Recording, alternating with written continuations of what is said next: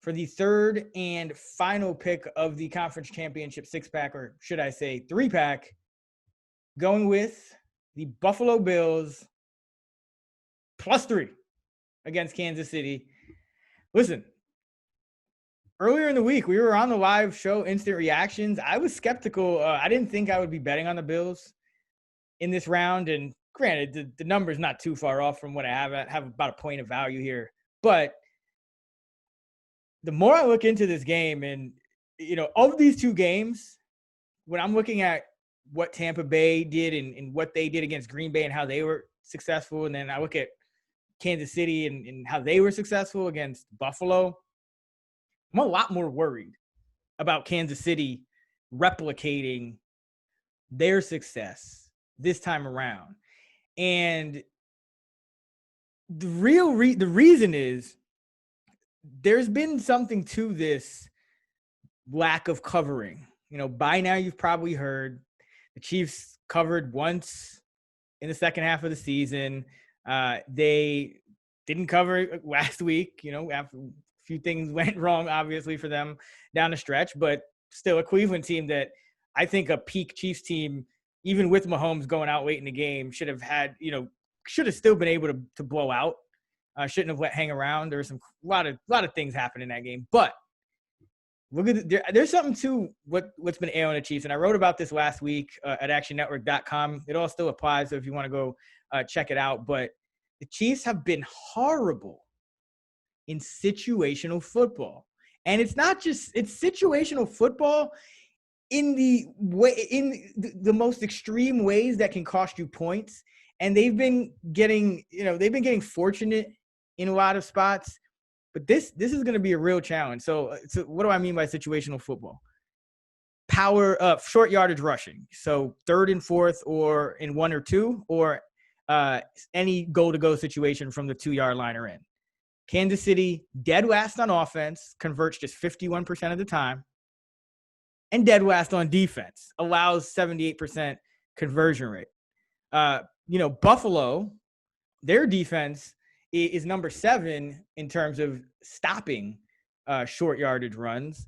And then on the other side of the ball, Buffalo's middle of the pack, but still 66% on offense to Kansas City allowing 78%, which is absurd. Then you look at the red zone. And here's a crazy stat from the regular season.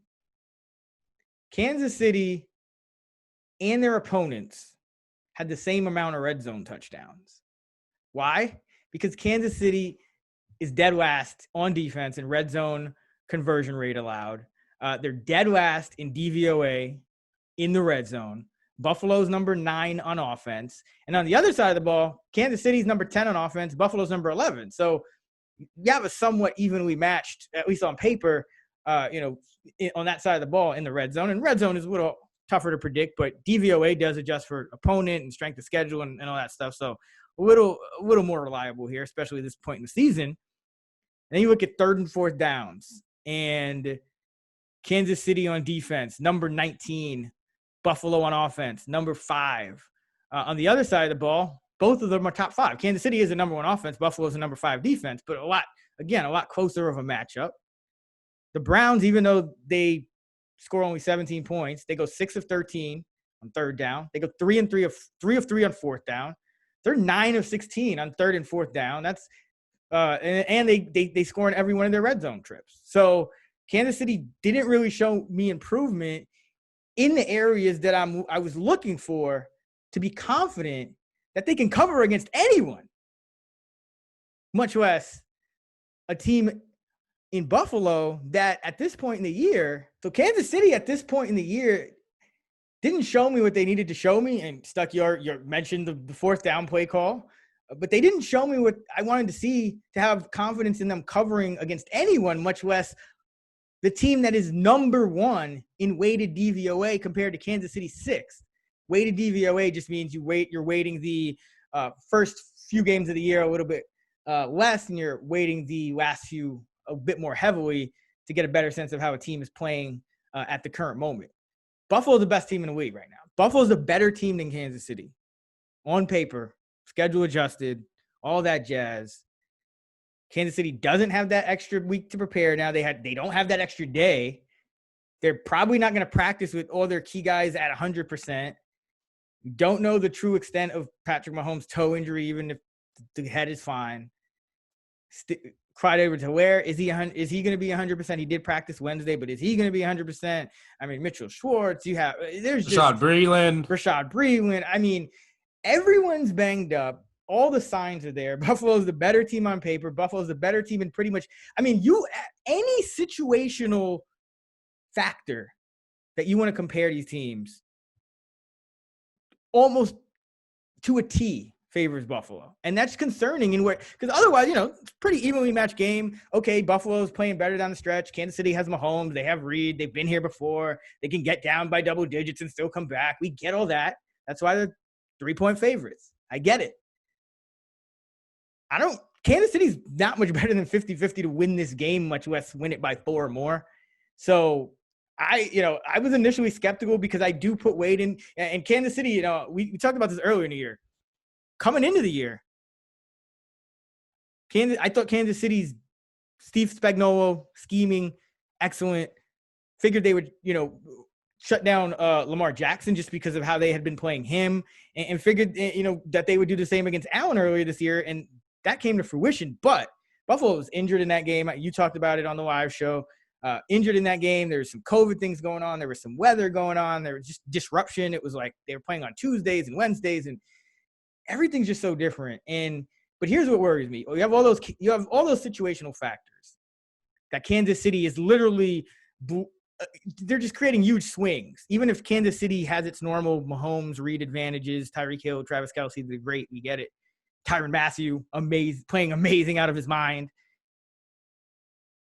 Kansas City's defense, his pass defense, because this is what I was hanging my hat on when I was like, I'm kind of skeptical of Buffalo here. Spagnuolo has come up big in some key moments against some tough quarterbacks.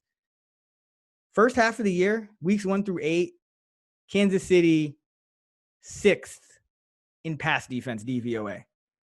Second half of the year, 29th. Now, with Jarius Sneed, the rookie corner, did get hurt. He's back in the slot. That's allowed Matthew Honey Badger to get a little more freedom, but Honey Badger has had to kind of play, in Thornhill's spot. So they haven't been able to fully take advantage of the net effect of getting Sneed back because Thornhill's been struggling a lot, and so they're taking him out some snaps, and he's not the full-time deep safety anymore. He's not full-time safety anymore, period.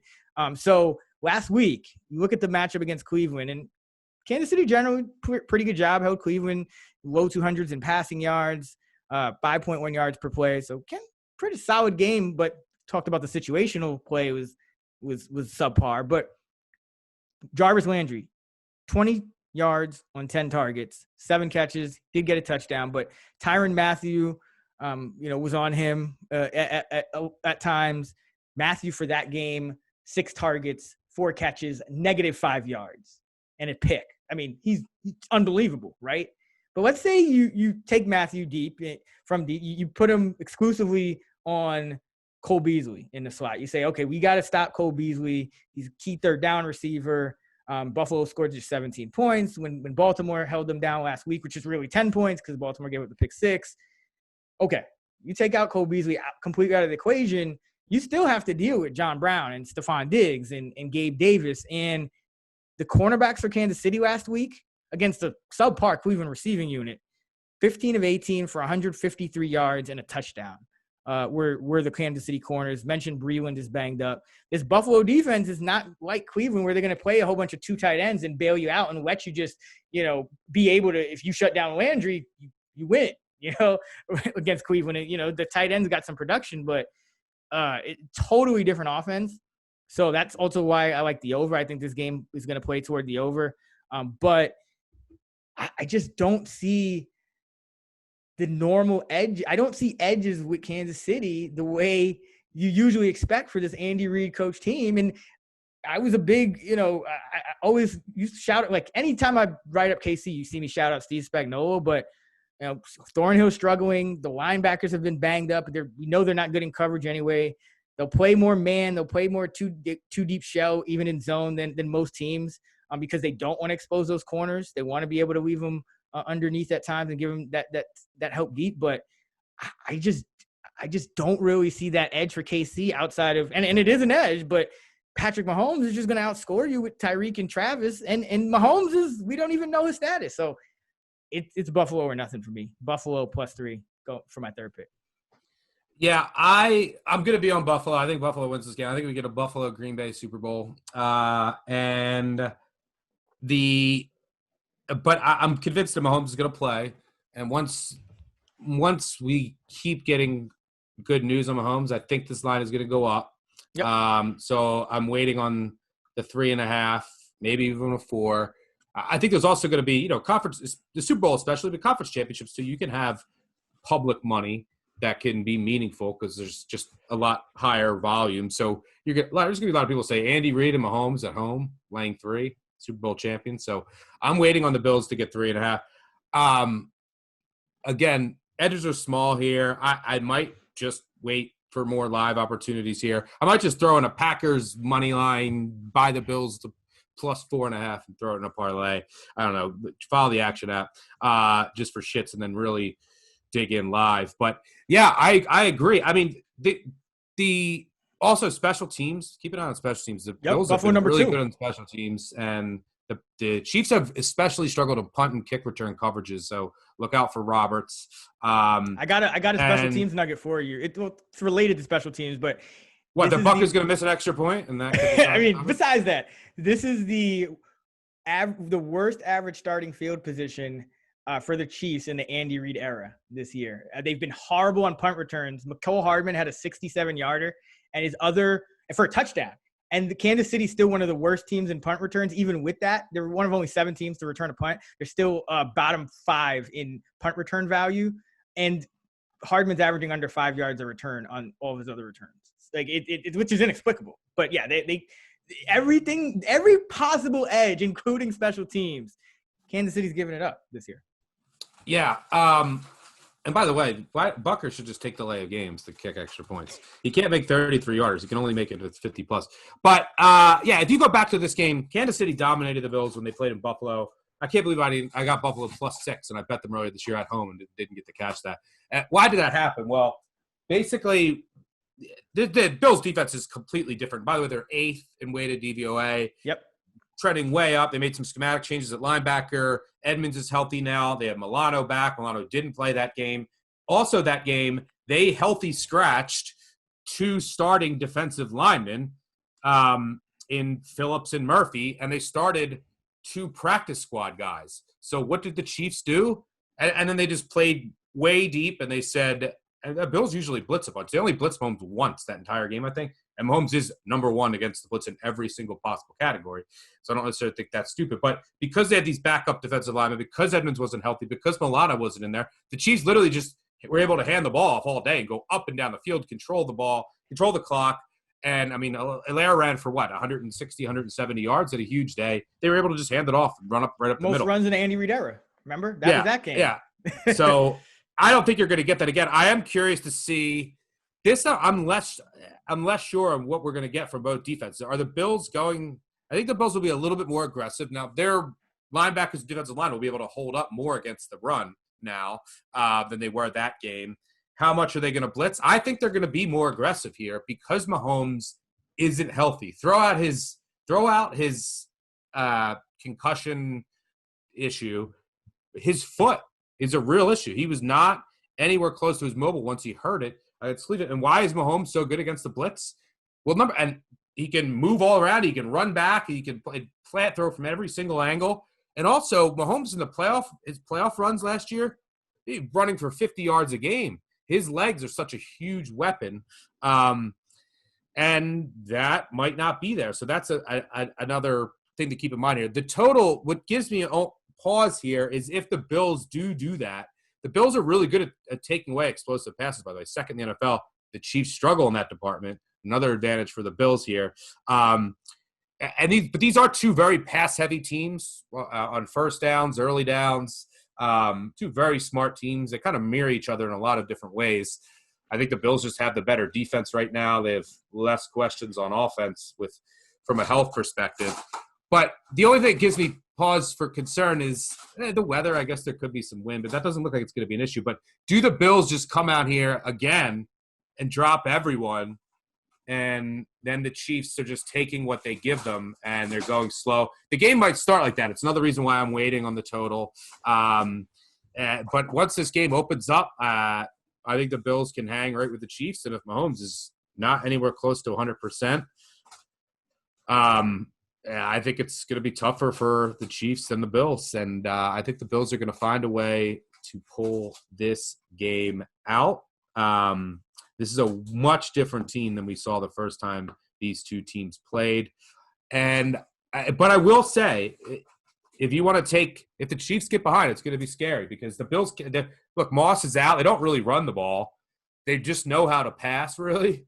And so, like, if they get a big lead, this is for a live over or the over. Like, the Chiefs could come at them and get right back in it, and then the Bills are going to have to start throwing it again. Like, early on, it could start a little slow, but it's going to be hard for the Bills to go up like 10, 14 points and then just run the clock out. That's not going to be possible. They won't do that. No. They won't refuse. They'll just keep passing. So that's another reason why I think either a live over that helps the live over or the game over.